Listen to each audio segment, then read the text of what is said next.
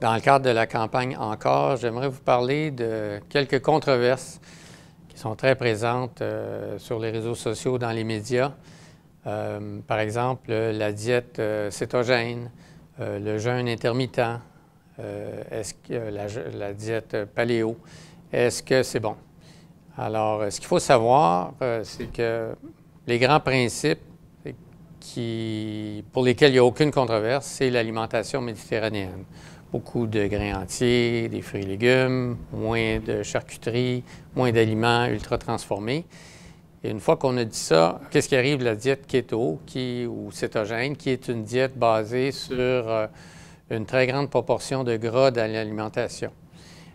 Les études à date ne démontrent pas une efficacité supérieure de la diète cétogène pour la perte de poids, sauf peut-être dans un sous-groupe, les patients avec diabète de type 2, mais les études sont en cours.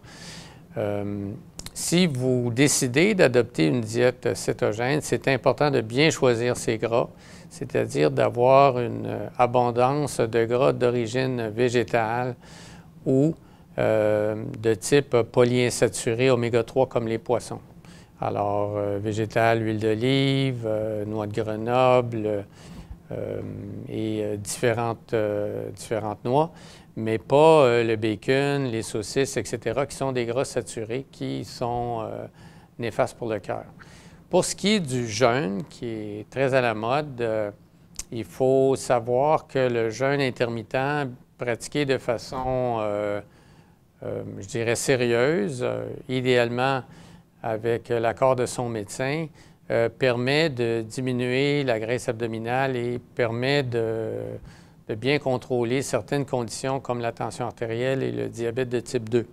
Qu'est-ce que c'est exactement? Ce qui est le plus communément utilisé, c'est réduire la fenêtre pendant laquelle on s'alimente, c'est-à-dire, par exemple, la personne ne déjeune pas, ne dîne pas, et soupe vers 6 heures le soir et arrête de manger, disons, vers 9 heures. Donc, une fenêtre de 3-4 heures en soirée.